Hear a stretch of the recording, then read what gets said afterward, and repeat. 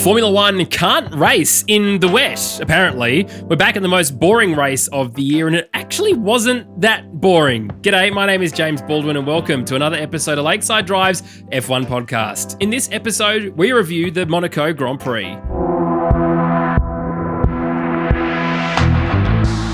And I'm joined, it's another OG episode, by my friend and yours, Thomas J. Camp. G'day, mate. Hello, mate. How are you? I'm doing very well. Dave Munnis was going to join us, but unfortunately stuck in the dark ages with his iPad not working. It is a shame, but we will persevere and at some point in the not too distant future have Dave Munnis back on the show. A shout out to Tommy T, Freya as well. In a couple of weeks' time, the Freya and Tommy T and I will all be in the same place. Goodness me. And it also means I'm moving down to Melbourne. So there'll be more in-person podcasts, which means if you're listening to this on YouTube, yes, we will get the video element back. I promise. It's just not worth it at this point in time. You, Lord. Oh, dear Lord. I'm sick of Zoom chats. Not that I did them in lockdown, but for the podcast, it's way better in person. Anyway, moving on. We know it's way better in person, and we accept that feedback. But anyway, as you say, Campy, it's going to be a good thing to be back in person. But mate, lots happened between the Spanish Grand Prix and this Grand Prix. My apologies for being away. I had the spicy cough. It was no good. It absolutely smashed me sideways to the point where I haven't even watched the Spanish Grand Prix. I didn't even bother catching up with it. This podcast was too good, Campy. It was too good to listen to. I felt absolutely no need to watch the race. That's how good you are, my friend. And to be clear, you and Tommy T maybe got slightly more downloads than the previous couple of episodes that we've done. We're going with they hear James's voice and there's people who just turn off the podcast. All they want's me and Tommy, but no. It was fair enough. It's like me when Nico Rosberg is on the Sky broadcast, I turn it off in my mind. Well, let's start. Sorry, just on that. Did you see Nico's no shoes appearing on TV this week? I did. Feet. Oh my Lord. Get it together, son. I just don't understand. Look, I guess there are parts of him that are absolutely brilliant. Yes, and someone said this in the Discord chat yesterday.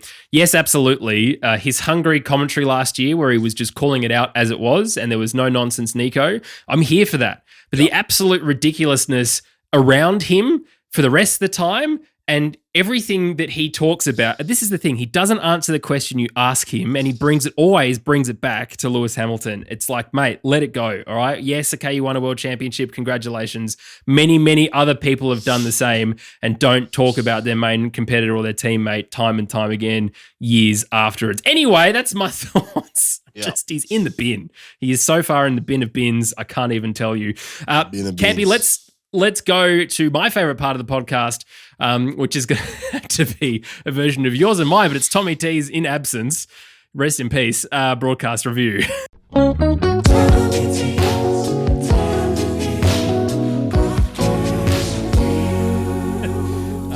of course, without him here, we are able to jump in.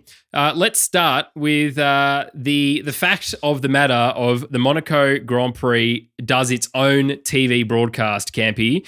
And as such, we have incidents or mishaps, let's say, that involve, like we've had in previous years, of random shots being shown rather than the actual action. Of course, we remember Lance Stroll being shown as Gasly was trying to go an overtake up the hill. This year, we had some other interesting ones, didn't we, Campy? We did. We had some crashes that would delay our footage, particularly Danny Rick's little shunt in FP2. It took about 5 minutes for them to get the footage for it. Same for Mick Schumacher's little crash he had last night. Just took forever to get the live shots up. I don't really know what's happening there, but who'd we have? It was pretty good this weekend. I'm a big fan of Dureste. He's growing on me. He's getting better and better. Pinkham, she's a star. We love Nat. Not in the commentary box. I like her as a contributor. A bit like myself. I can put myself on the same level as Natalie Pinkham there. Yeah, I'm sure plenty of people would agree with you for that. It's a great vibe. Monaco's always great. The race is not as good as we would want it to be sometimes. I mean, you look at some of the flashback clips they did to like 1988 and 2002. You just see how much smaller the cars were back then, and it gives you a sense that there's a bit more room, there's a bit more to work with. But I think as these cars continue to get faster and faster and bigger, the track just, I mean, it doesn't lend itself to great racing. Awesome spectacle, amazing, particularly with the visor cam this year. Jeez, yes, it's an incredible view, isn't it? It's a bit, it's like watching a view from the helicopter in 1990 in Japan, but it gives you a little taste of what these guys are experiencing front on. But I thought it was pretty good.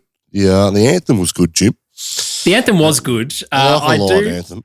Yeah, I do love a good marching band, and as it cut to the shot of the marching band coming down the pit straight towards everybody, it was a bit exciting, wasn't it? Of course, we now know that the flyovers for a lot of these F1 races are no longer a thing, which was interesting, and Tilly Willy on Discord pointed that out, and thank you for that bit of information, mate. But it's been a bit of a disappointment, Campy, hasn't it? Because part of our favourite thing is coming along and doing a flyover. I would have assumed that Monaco, as its own nation in Europe, they probably would have joined NATO at the moment. And I would have thought they might have got some NATO fighters over the track. But no, I'm not too sure why that is. Is it a bit of an expression of military might that F1's, scared to offend some offendable people at the moment, or what? Maybe is that the reasoning behind it? Who would know? No, I think you'll find it is a sustainability element, and F1 trying to say maybe don't fly the planes that are flying over anyway on other exercises, just not over a Formula One track. It's all over the chemtrails anyway, aren't they, Jim?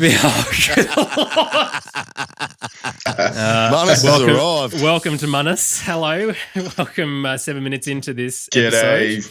Nice to have you with us, mate. Yeah, just talking about the lack of flyovers now with Formula One, but of course, a solid national anthem. Any points from you for the broadcast review? Of course, we've spoken about the fact that Nico Rosberg was back with no shoes. Oh, standard Rosberg, looking like the bad guy out of some Hollywood blockbuster. But I only caught the tail end where I saw Martin Brundle getting shunned by someone. Who is that? Someone there were many people, but someone from Bridgerton whose PA or whoever it was saying she's not doing television interviews, and as Martin said, well, she's halfway there considering we're doing live television, and the back of her head is currently on camera, and we're all going to figure out who it is if we cared that much about it. It's an interesting point, isn't it, Munnis, in terms of actually trying to be on a grid. You have to assume that you're going to have live broadcasts around, and part of the agreement should be, right, well, if you're on the grid, you need to do a television interview. You can't just stand up Martin Brundle and be what is incredibly rude when you, let's be honest, haven't paid for that access. You've been given it. Plenty of us in the world would love to pay for that access. Just turn around and do a quick, yes, this is who I am and this is why I'm at the race. Yeah, like it's not that hard to be polite to someone. I mean, I find it embarrassing. It's hard to watch at times. It's good whenever you get someone who's delighted to be there. Tom Cruise has his faults, but whenever he's on there, he's good to talk. And there's a few others. Not that he's an absolute grub, but when you see that, it's it's a bit of a turn off. Patrick Dempsey did well yesterday. What a bona fide superstar that guy is. He can talk bullshit off the cuff just like you, Jim. I was very impressed. But he's a genuine motorhead. So he races in Porsche in Carrera. Yeah, there you go. Exactly right. He does. The other interesting thing, Campy, is the fact that Christian Horner is back on the pit wall again. It's like the third time he's been on. We hardly seeing any other team principals. We know that Christian does enjoy the camera. In fact, talking about the grid walk, you could see he could spot Martin Brundle from about a mile away, and he just ensured that he just had this absolute parting of people before him as he sort of took his headphones off and was ready for Martin to talk to. I think he's the only person that was excited to talk to anyone on the grid walk. But Campy, surely we can find other team principals to have during the race. Oh, he could have had a chat to Eric Boulier. He was right there. The old Mclaren, head of Mclaren Technologies. So, could have got a few,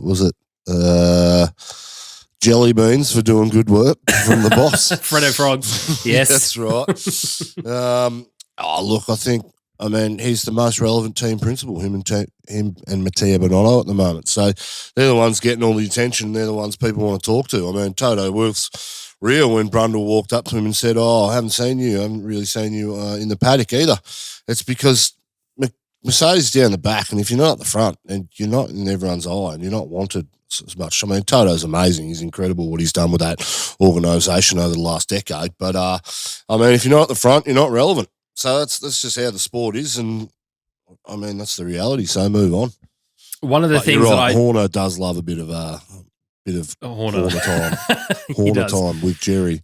One of the things that absolutely was brilliant about this broadcast was Martin Brundle basically singing this lap as they go around, and he did an absolutely phenomenal job in qualifying, talking around.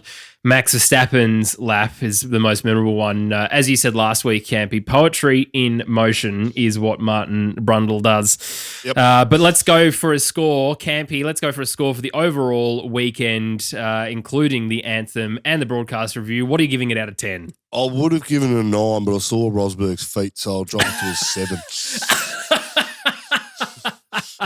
Yeah, it was certainly a lot better than I was expecting it to be, quite honestly, with the local broadcaster. But yeah, I think that's a fair thing. I'd probably even drop it down a further couple of points after seeing. I'm not as cynical as Tommy T. I don't mind the broadcast. It's not as bad as what you two can make it out to be. That's why it's not Campy's broadcast review, because you're consistent. We don't like consistency here. We like it being all over the place. I'm too happy on a Monday morning, Oh, that's how I would describe you. Yes, happy on a Monday morning.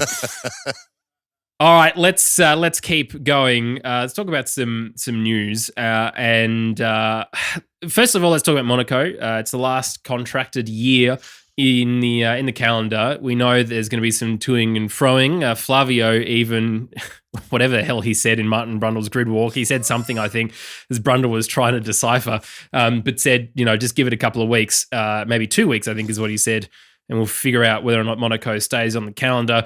Munnis, I would have said beforehand, I'm so sick and tired of this race. We talk about it as the jewel in the crown, and then nothing really happens. Turns out all you need is to delay the start for an hour and 9 minutes, lots of rain, and then maybe some jeopardy as well. But in terms of keeping it on the calendar, I'm sure, like the rest of the Formula One community, you would like to see it there. Yeah, I quite like Monaco, history and the prestige that comes with it.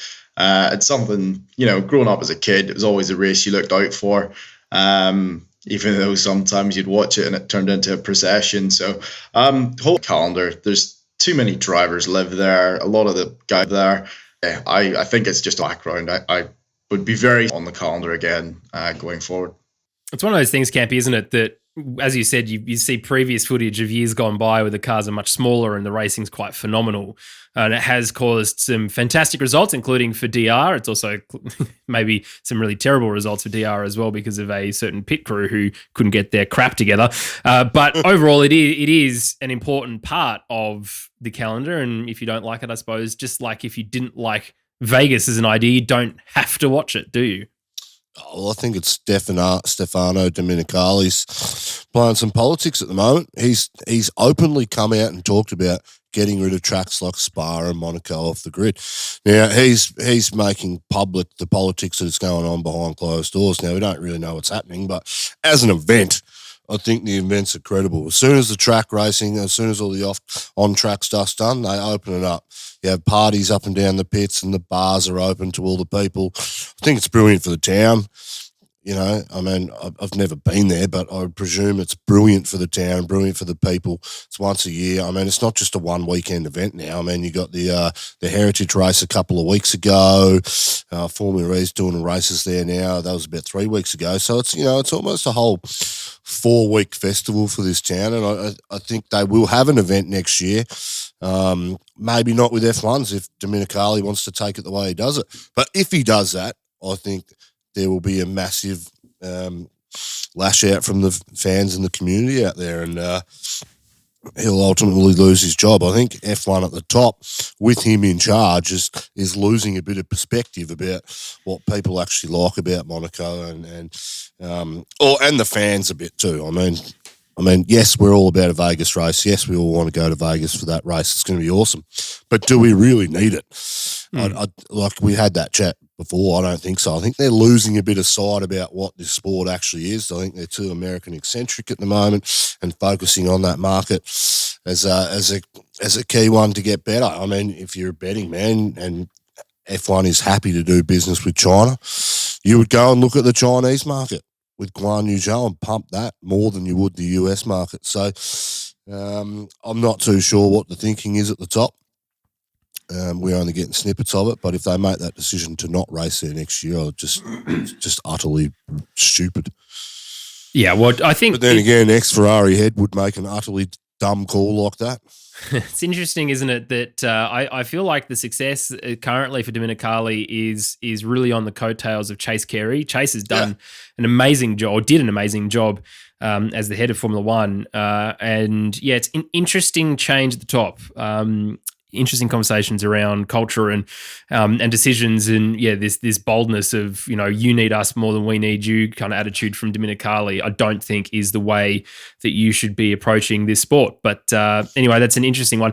What I want to pick up on though is from last week's episode, Campy, with you and Tommy T, talking about the comparison between Mark Webber and Daniel Ricciardo, and you flagged that you wanted to continue talking about that for this week. I think it's an absolutely very, very good point. Firstly, well raised. Well done to you both for that. But in terms of where they are at in their career, Munnis, I wanted to ask you this. It's similar to what Campy and Tommy T were talking about in terms of where is DR in comparison to Mark Webber now at this part of his career. We know that Mark made some poor choices by going to Williams instead of Renault, of course, for that championship winning year. Talking about Flavio, that was Flavio's team. So the fact that he didn't go there was tough to swallow. He did have a chance at getting a championship, at least in a Red Bull against Seb Vettel, unlike Daniel. But where does Daniel flow out now? Because there has been so much conversation about just how crap Daniel Ricciardo suddenly is. From the fair weather fans, either at McLaren or elsewhere, about, get rid of him, put Colton Herter in, whoever that guy is, and suddenly, fix this problem that he's going to be amazing. But really, I mean, Daniel and McLaren maybe just not sticking together as well as we thought. Yeah, look, I find it hard to compare drivers across different generations of the sport. It's quite hard to do. It's quite hard to do in any sport. But where Daniel's at the minute, he does feel a little bit lost. Yes, maybe everybody keeps saying, had he stayed at Red Bull, he could have been up there doing races. I don't think so. I reckon Max was always going to be the golden child. He was always going to get the priority when it came to development and the most engineers and the most time spent in his car, etc., etc. So I think it was the right move for Daniel to move when he did.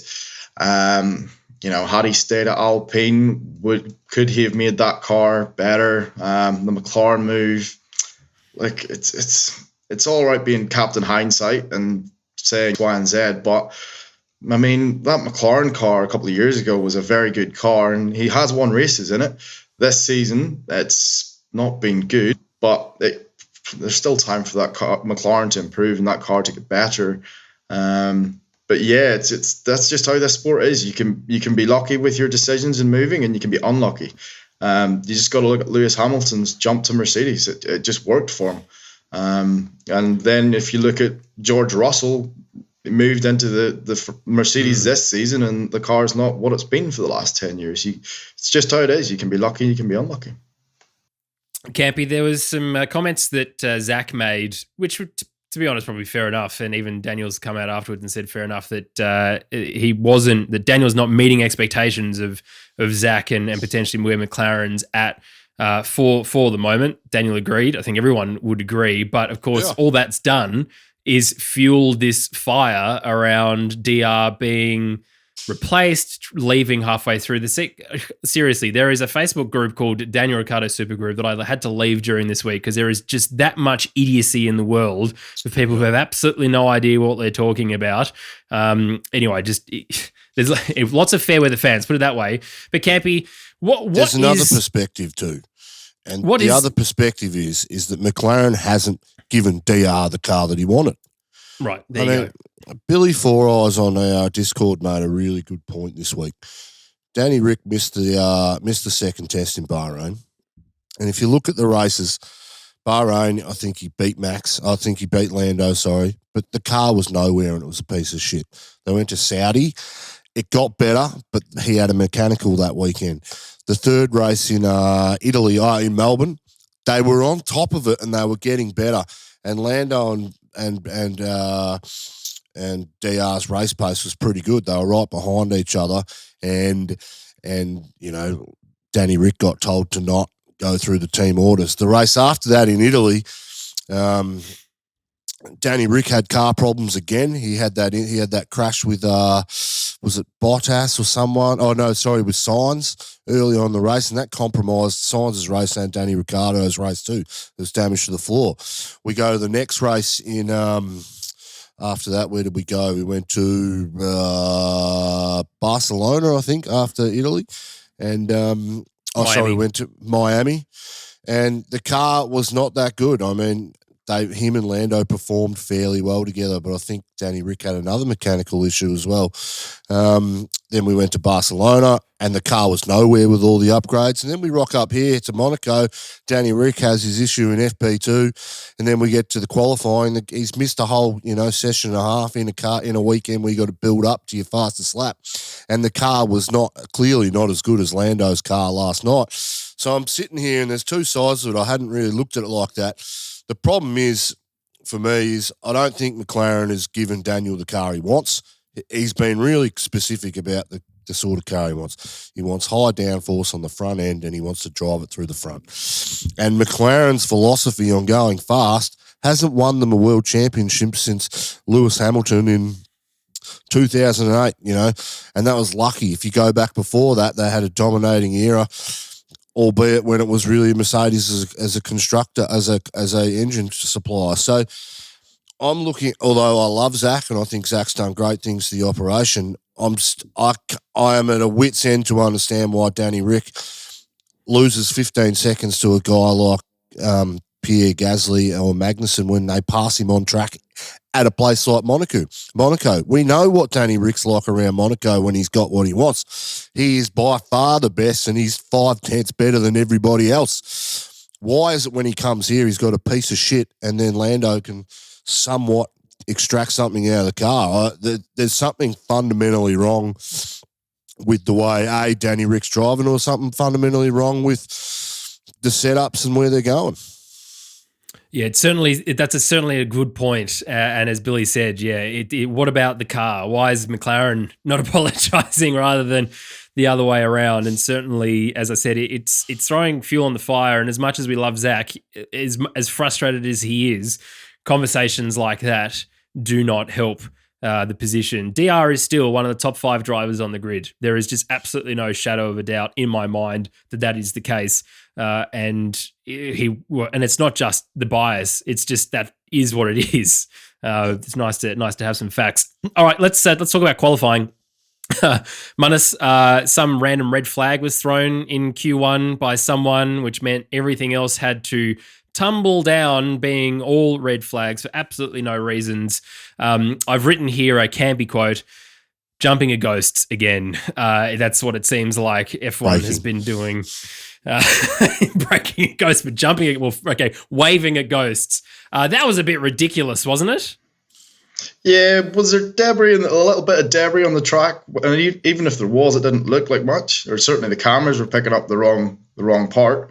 It was a bit silly really at times during quali. Although the last one was pretty legit. I mean, Sainz nearly took out Perez, which was on the last corner. But again, I mean, should Sainz have backed off earlier than that? There was a bit of discussion around that. There was about 2-3 seconds between them. So anyway, it is what it is. It turned out to be a bit of a traffic jam there. But yeah, it was certainly an interesting quali, and with Monaco, you have to get that lap in because there's always a chance of yellows and reds around that. Just how it is. Campy, we say that the most exciting part of Monaco is the qualifying weekend, and then the best thing to do is go and watch Indy the following day because you pretty much know how the race is going to play out depending on the order for qualifying. Wasn't necessarily the case this time, but for Charles Leclerc to have a decent qualifying without crashing into something was good for him. Yeah, it's good. Good for his confidence. The first time he's actually seen a checkered flag this weekend in Monaco throughout his whole career. So I still think we need to look at crashing in qualifying. If you crash or you damage your car, I think there needs to be penalties because I don't like the fact that Perez can, start third after the mistake he made and then ultimately causing Sainz to go in behind him and then get to change gearboxes and stuff like that. I don't like it. We need to get that right. If you stuff up qualifying, you've stuffed up your race. I don't care about the laps you set previously, the lap times. If you damage your car and you've got to fix it under parc fermé conditions, you go to the back of the grid.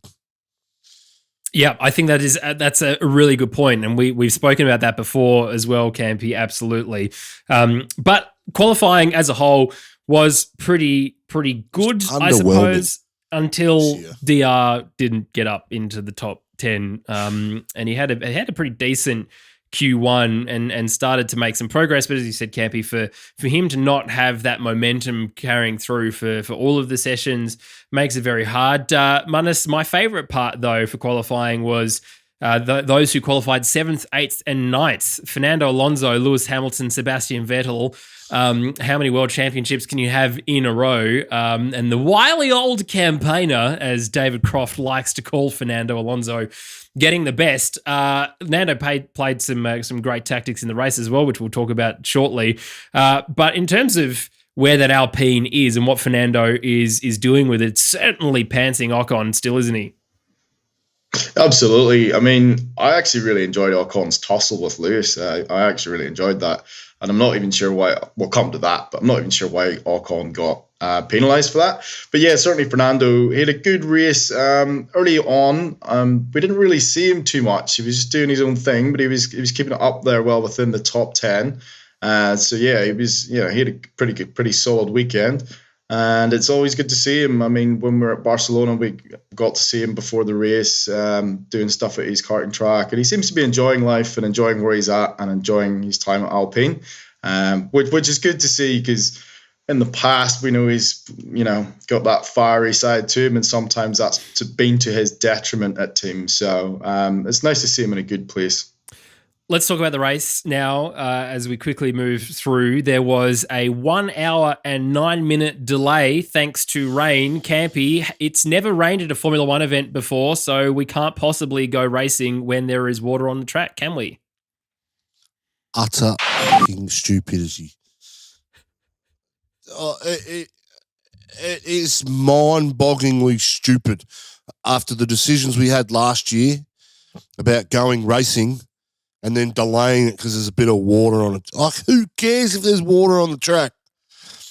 That's why we go racing. This could have been, imagine the first 20 minutes of that race. We would have had a stack and we probably would have had a red flag. But, hey, that's what it's about. And not giving us a standing start. Oh, it would be unfair to some teams who started on the wet side. Give me a bloody break. This sport is full of bloody plebs running it up the top end. I would much prefer to have Massey running the joint last night than this dickhead that's running at the moment. Again, I'll put my hand up. I'm happy to do the job. I'm happy to do it for $50,000 a year plus expenses, and I'll save you some money as well. I mean, it's just ridiculous some of the decisions that our sport is making. We are jumping at ghosts at the moment, and we are too scared of the potential risk. When we have cars that, I mean, look at some of the crashes we've had. Alonso in Melbourne, Webber in Yas Marina where he flipped it, where he went up the Caterham's ass. I mean, look at some of those crashes and guys walk away from it. Bit of rain in Monaco. Give me a break. You just hit a barrier anyway. The car will crumble into nothing. Jeez. Campy, did anyway. Sorry to interrupt, but Campy, do you think that we're like Latifi and Stroll crashed before the race even bloody started. So we've got 2 paid drivers there. Do you think we're having to cater to the crappiest drivers on the grid by these sorts of decisions? Oh, who knows? I mean, that's probably a contributing factor. They're like, oh, it's dangerous on the outlap, therefore. But, well, again, you got 2 dickhead drivers that shouldn't be on the grid anyway. F1 was back what it was like 20 years ago. So are they catering for them? Probably not. But we're just too safety conscious. I mean, safety's paramount, all those things, but a bit of rain, give me a break. Yeah, I don't understand that. It's not like that it was Spa kind of rain. I mean, it was heavy rain, sure, but not consistent enough to make that the issue. The fact that they delayed it for so long is just beyond me. And as you say, the fact that they had to then have a behind the safety car restart, a rolling start rather than be able to go. I mean, that's Monaco. That's where you make your pass, is the first couple of 100 meters going into the first corner. And you robbed us of that. And certainly in Australia, the fact that it was delayed so heavily is just ridiculous. I mean, there, as you say, the safety consciousness, yeah, cool. Let's be safe. Absolutely. But in my mind, there was no real danger to anyone there because it's not that fast of a circuit. It's not like it's Saudi Arabia where that's going to be a big issue if someone's, hurtling down. Anyway, it was just absolutely bloody ridiculous. Michael Massey, bring him back. And can I just say, I had $100 on Danny Rick last night. He's paying 251 to 1, so he's paying 25 grand. I thought, you know what, Danny Rick's good around this track. Bit of rain.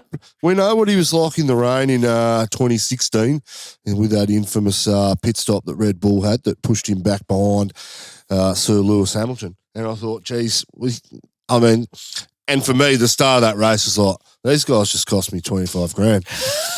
I could just imagine Kvyat coming back, torpedoing everyone through it. Like Moses, the Red Sea is parted for Danny Rick and a win and 25 grand coming my way. But yeah, look, it's a struggle to watch, albeit he's pretty shit in the wet, really. I think he lost 20-odd seconds to, who was it that passed him? Gasly or Magnussen. Yeah. Yeah, let's go through our team by team analysis now, guys. Let's start at the very back. Haas, Mick Schumacher and Kevin Magnussen both not finishing. Magnussen kind of DNF'd without anyone really noticing. And the first time I noticed that he wasn't racing was when there was a shot of him looking at Mick's crash. It's like, hang on a second. What? I actually thought there was 2 cars. I thought they'd hit each other. I thought there was 2 cars there because I saw the rear and I didn't realise that it separated from the other half of Mick's car. Yeah, it was a pretty decent shunt. It's the second time this season he's decided to remove the gearbox from the chassis, which is not going to be good for Haas, Campy. The cost cap, of course, limits what you can do. I mean, Haas doesn't have that much money to begin with anyway. This would not have been a cheap shunt, and it almost looked like it just let go very randomly, maybe a little bit too much throttle there. Yeah, look, these things are bound to happen. Someone's bound to do it at Monaco. I think there's going to be a few big question marks over Mick Schumacher at the moment. Remember, they left him out of the race in the second race, which was Saudi, was it? Because they were scared that, if he crashed it, they wouldn't have enough parts for the following weekend. So for him to do that for the second time this year, and the other crashes that he's minor crashes, front wings and stuff, says to me that the team doesn't have a lot of confidence in him moving forward. I mean, on the open tracks he'll be fine, but these tight street circuits could end up costing Gene Haas a hell of a lot of money, particularly when we're operating under budget cats. I think there should be some sort of leeway for damaged cars and crashes because that's just part of the sport. But maybe they'll look at that in the future. Yeah, it was a pretty disappointing weekend for Haas generally, including for qualifying. They probably didn't get as high up as they want, and I feel like 13th for Magnussen and 15th for Schumacher. I feel like they've kind of lost a lot of that momentum. Anyway, it's difficult to watch. We do love K-Mag here. We know Freya and I are absolutely big fans of K-Mag, so it was a shame that he had to DNF with a water pump issue by all accounts. Let's talk about Williams, Munnis. Albon ended up having to retire, which is unusual. But as you said, Nick Latifi crashed before the race had even begun. Yeah, and then almost took out Stroll in the pit lane as well. Oh, goodness. Was a weekend to forget, really, for Williams. I mean, Albon, he just never turned into the Nouvelle Chicane, ever. He just kept going through it straight from what I remember. And then he'd run on at Saint Devote as well early on in the race. He was running up pretty high. He was in 12th or 13th, and then he made that error. I assume he just run off. And yeah, I'm not sure if that car was having issues with brakes or whatever, but he just didn't really look all that comfortable out there in the wet. And Latifi, yeah, was not much to say. He couldn't get round a Casino Corner, and the race hadn't even started. And then the pit lane incident, just, yeah, next, sadly. Yeah, it's really opening up this conversation around where Oscar Piastri goes for next year, isn't it? Yep. Campy, let's talk about AlphaTauri. Talking about someone who continued to go straight on instead of what was Tsunoda, was allergic to turning right, specifically at that point of the track. Pierre Gasly, though, in 11th, Campy, he was making moves on that intermediate tyre and really actually decent racing at that point. He was the only action on track. Yeah, I mean, he had pace compared to the cars around him on that intermediate at the start. I mean, he got the advantage because he did it so early. But, yeah, poor weekend for him, qualifying mishap. His lap got deleted because of the red flag just before he crossed it. And, I mean, that happens in Monaco and your weekend's ruined, really. But they're not the same team and they're not the same car that they were last year.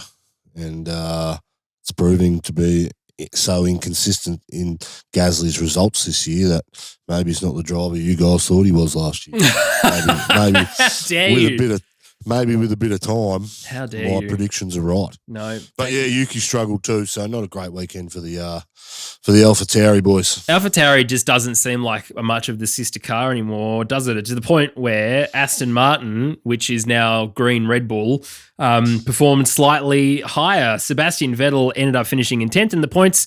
Lance Stroll in 14th. Munnis, not sure if you heard Stroll's radio after qualifying where he was punted out in quali. There was a lot of screaming going on. There was a lot of toys being thrown from his cot. Oh, well, poor kid. Yeah, I don't know about Stroll. Honestly, he used to be good 1 in 5 races, and now it's not even 1 in 15. He's nowhere most of the time.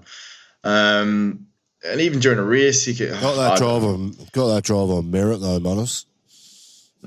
Yeah, that's right. So, look, yeah, he also seemed to pit quite a bit here today. I mean, he must have like 4 or 5 pit stops before that red flag and all the rest of it. So he was in and out quite a bit, changing tires and gambling, I suppose, to try and make something happen, but it was never going to. Vettel, yeah, that was good, solid points finish for him. Yeah, hopefully they can get that car getting a bit more Red Bull-y and get it further up the field. Campy, Alfa Romeo, Zhou Guanyu had the best save of the entire weekend coming alongside Tsunoda. Would have had to change his race suit, I imagine, at the end of that. As Brundle said, it was absolute fear holding him in the right direction rather than anything else. But fair play to him. I mean, he missed out on quali. I think it was, a second or so with the lights changed before he got over the line, which was unfortunate, which meant he started in very last place. But fair play to Zhou. He is trying his best at trying to push stuff around. The first time, of course, driving this era of Formula One car, well, everyone's first time, but his first time in Formula One at Monaco, and he was trying things all over the place. So fair play to him. But Valtteri Bottas finishing in 9th, which wasn't a bad result for him considering he didn't qualify as high as he would have liked. He was out of Q3 for the second time this year, qualifying rather in 12th. But as I said, getting a 9th, that's a good haul. Valtteri's still looking much happier, Campy, than he has at all in the last couple of years. I think Valtteri's his career set. He's here for this year, here next year, and he'll probably get a contract extension or he'll go to another team. I don't think he'll get another shot at a top team just because of his age and where he's at, and he's had his chance. But consummate professional, as good as they come on the F1 grid. Probably lacks that last 2 to 3% punch to make him a world championship driver at times, but Yeah, Guan Yu Zhou, geez, that was looked sketchy, but at least he was ballsy enough to give it a crack, could dive up the inside. And, all credit to Yuki too. He backed out and he could have made that situation a hell of a lot worse than what it was. But, look, I don't mind it from Guan Zhou. Good on him. He's having a crack and he's racing hard, and that's what he's here to do. Alpine, we mentioned Fernando Alonso earlier, the wildly old campaigner. Well, he was wildly old campaigning, backing up half the bloody pack, wasn't he, Campy? Making it very difficult for everyone until Ocon was handed this 5 second 5 second penalty, I should say, with his contact with Lewis Hamilton, which Munnis mentioned earlier, which sort of forced him further down the track a little bit. But Campy, Fernando Alonso, he's not getting any worse, is he? And he's certainly not getting any younger. Oh, look, Fernando had more pace than what he was showing, but what he was trying to do was get Hamilton's tyres really damage them from driving so close behind him. And then that would enable Ocon for the last 10 laps to conserve his tyres and then throw down and build that 5 second gap. I'm not actually sure how it ended up. I went to bed as soon as the race finished, but yes. That was the tactic, but there was at times that Alpine looked like it had some genuine pace around the track, and he probably would have matched it with a Russell / Norris type of speed, maybe a bit slower, but hey, the team was playing a role, and who was ever in front, you look at the first stint, Ocon did the same thing. He backed the field right up. So there must have been an idea that whatever was going to happen, Ocon was going to back up the pack so that Fernando could make a free pit stop and hopefully jump someone. And look, you never know what happens, but that team was thinking outside the box this weekend. And if you got track position, that's your king around Monaco. Yeah, certainly right. Let's talk about McLaren now. DR finishing in 13th, sadly, and Lando finishing in 6th. Munnis, Lando was really on George. I think it was 2 tenths behind George Russell when it came to the finishing line. He really got to move on towards the end there. Certainly, he's driving this car very well at the moment. It's certainly better than Daniel, of course, and getting a better understanding of what we can do. But it seems like now Mercedes certainly have taken that third best grid on the car position away from what we were talking about McLaren in terms of their pace around not only Imola but Australia as well. Yeah, that's right. Certainly 6th is about at the minute, at this stage. Hopefully McLaren can get a bit more development out of it going forward, and we can see them sort of push higher up the field. But at the minute, I think that's where they're really capped. And yeah, as we mentioned, Danny Rick just didn't have a good weekend. So next, I think we're on to Baku, where Danny goes quite well traditionally. So yeah, hopefully better times ahead. Yeah, fingers crossed that absolutely happens.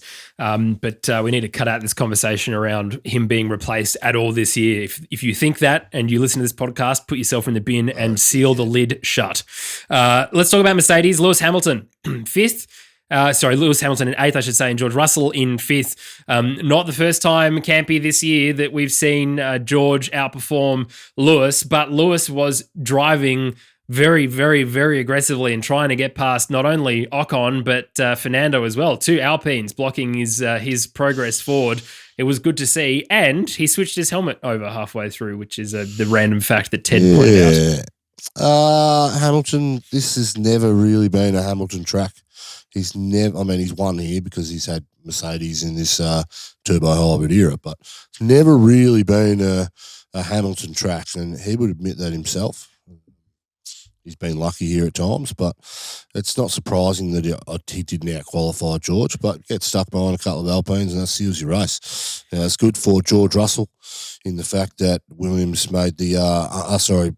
made the undercut work on Norris. That allowed him to jump them in that pit stop strategy, and they were pretty comparable this weekend over a race distance, but the mercs between Norris and Mercedes. I think Danny Rick had the same pace on the dries, not so much the wet tyres, but yeah, good-ish weekend for Mercedes. It's the best they could hope for, and the future is George Russell. I think Hamilton will hang up the boots at some stage, but he'll have a drive for as long as he wants in this company. So it'll be interesting to see where it goes from here for the rest of the year. Toto still believes they can win the championship.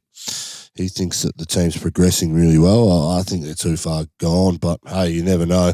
They might bring some upgrades and might figure out the problems they're having with this car and moving forward. There is about 77 races to go in this championship year, so anything is possible. That is true. But George, really in no man's land, keeping it pretty much to himself there, as I said, except for the very last lap where Lando was right on him. Munnis, let's talk about Ferrari. A real shame, I think, for Carlos Sainz for not getting it, but a massive error on the part of Ferrari. What a surprise for Charles Leclerc. And being stuck behind his teammate. He ended up finishing in fourth, of course, Sainz matching his best ever result, finishing in second again. Ferrari need to sort of sort that out, don't they? I mean, track position is king here, as Campy said. They certainly had the better package, and they made the right call with hards after the restart, after the red flag. But for that double stack that was, I have flashbacks to Kimi, stay out. No, I'm already in the pit lane. It's exactly what happened again. Yeah, it was classic Ferrari. We've seen it before a million times. It just turns into a bit of a circus. And while it's funny most of the time, I really felt for Charles Leclerc here this weekend. I didn't, and neither did Tommy. You didn't. It was, as I say, absolute circus. Track possession here is absolutely king. What they conspired to do was just senseless. There's not much more to say than that. But Carlos Sainz, second. He probably needed that this weekend. He needs to get a few good results string together. He's had a lot of DNFs this season so far. And Ferrari will want to, go on to win the constructors this season potentially. So it's good for Carlos. He also had a great save as well on the start-finish line. I think he was in intermediates or slicks, and he went off the dry line, and almost lost it. So was doing a bit of his dad's antics, but saved it, and managed to keep going and didn't hit a wall, which was good for him. And Leclerc fourth. He had a very frustrating weekend for him, frustrating race for him, I should say. Carlos also just absolutely with the best hair on the grid. After qualifying, he took his helmet off, and it's just like perfect Danny Zuko. That was Freya's point. But also, you look at his dad, who's walking around in the rain and not a hair out of place at all. The whole Sainz family, big yes from me. Campy will finish with Red Bull. Of course, Verstappen finishing in third, Perez finishing in first. There was a challenge by Ferrari after the race against Red Bull, because both cars, it seemed, crossed the yellow pit exit line before they were able to move into the middle of the track. The stewards dismissed that and the positions stuck. But really, it was good to see, wasn't it, that Perez got up over Verstappen, especially after the absolute ridiculousness of swapping cars last weekend in Spain. Yeah, not bad for a number two driver, really. Here he is. It's actually, I was really happy for Checo last night. I think there was a bit of skullduggery at play last weekend. I think they made Perez drive to a delta or a set time so that it wouldn't interfere anyway with Max, and I think that was done behind closed doors without Checo's knowing.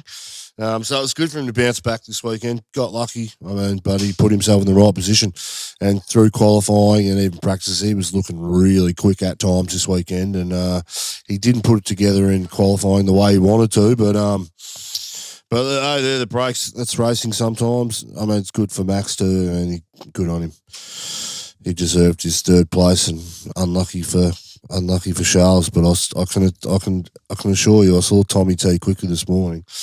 He said Charles didn't win, and he had a big dig into himself. So that's how Tommy's feeling about the race this morning. Yeah, no, Sergio Perez, when he braked and locked up his front left, do you think it was a pigeon? I reckon there was a pigeon flew out in front of him, and within an instant he had locked the brakes. I need to go back and watch it. Yeah. I'm pretty sure of it. I didn't have time to go back and rewatch it. I'm pretty sure there was a pigeon flew across the track going into Marlborough, and as soon as that happened, the front left was locked up, or the front right, whichever one it was. Yeah. Helmut Marko's pigeon services for hire, probably, no doubt. Well, that it was good to see the inverted commas number 2 drivers get ahead of the number 1 drivers in those teams. Not that I would ever say that Carlos is a number 2 driver, but that is our team by team analysis, lads. Let's very quickly go through Campy's favorite part of the podcast, our fantasy name competition. Fantasy.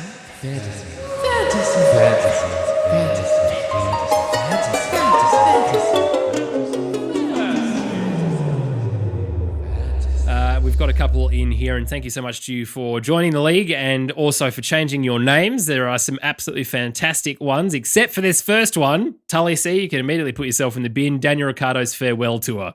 I mean, no good from you. This is supposed to be a competition where you want to win, where we like the names. That's the opposite. That's the worst name.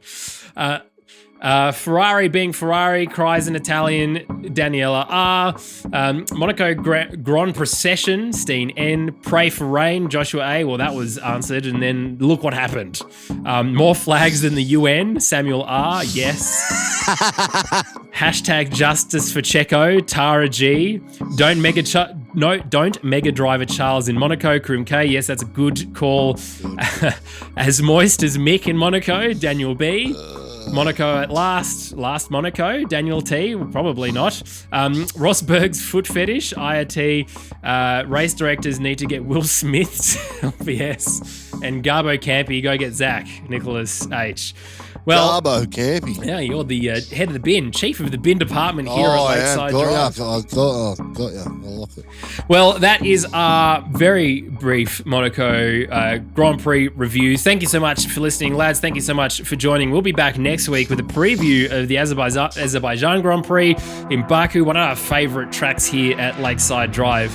But if you enjoyed today's podcast, please leave a rating or review. And you can find a great and engaged community on Discord. Links in the description, I should say, to that below. But it is time to say goodbye. Gents, thank you to you. We'll see you very soon for the Azerbaijan Grand Prix preview. Yeah. To be clear, also, that one was not the most downloaded episode of all time, you and Tommy T. Okay, you absolute menace. You're an absolute menace. We knew that. Okay, here we go.